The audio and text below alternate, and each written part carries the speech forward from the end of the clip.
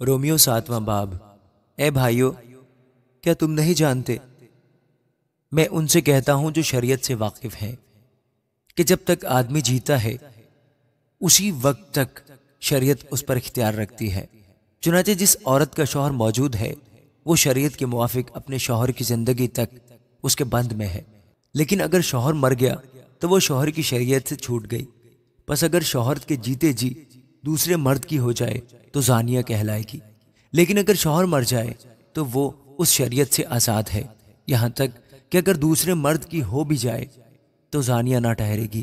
پس اے میرے بھائیو، تم بھی مسیح کے بدن کے وسیلے سے شریعت کے اعتبار سے اس لیے مردہ بن گئے کہ اس دوسرے کے ہو جاؤ جو مردوں میں سے جلایا گیا، تاکہ ہم سب خدا کے لیے پھل پیدا کریں۔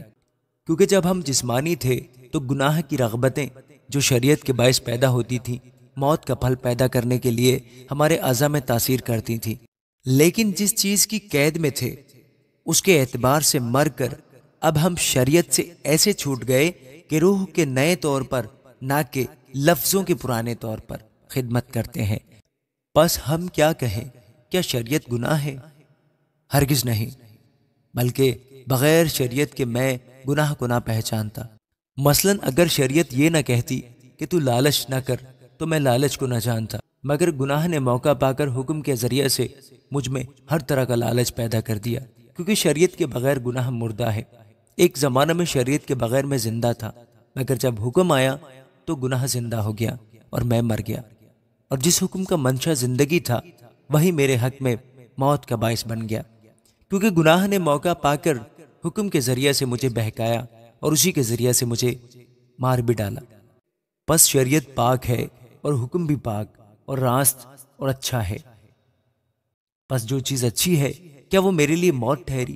ہرگز نہیں، بلکہ گناہ نے اچھی چیز کے ذریعے سے میرے لیے موت پیدا کر کے مجھے مار ڈالا، تاکہ اس کا گناہ ہونا ظاہر ہو اور حکم کے ذریعے سے گناہ حد سے زیادہ مکروہ معلوم ہو۔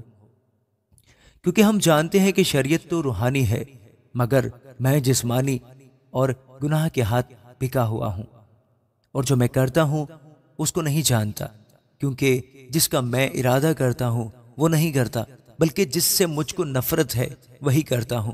اور اگر میں اس پر عمل کرتا ہوں جس کا ارادہ نہیں کرتا تو میں مانتا ہوں کہ شریعت خوب ہے۔ پس اس صورت میں اس کا کرنے والا میں نہ رہا، بلکہ گناہ ہے جو مجھ میں بسا ہوا ہے، کیونکہ میں جانتا ہوں کہ مجھ میں یعنی میرے جسم میں کوئی نیکی بسی ہوئی نہیں، البتہ ارادہ تو مجھ میں موجود ہے، مگر نیک کام مجھ سے بن نہیں پڑتے۔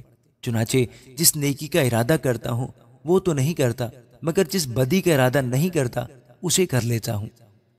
پس اگر میں وہ کرتا ہوں جس کا ارادہ نہیں کرتا تو اس کا کرنے والا میں نہ رہا، بلکہ گناہ ہے جو مجھ میں بسا ہوا ہے۔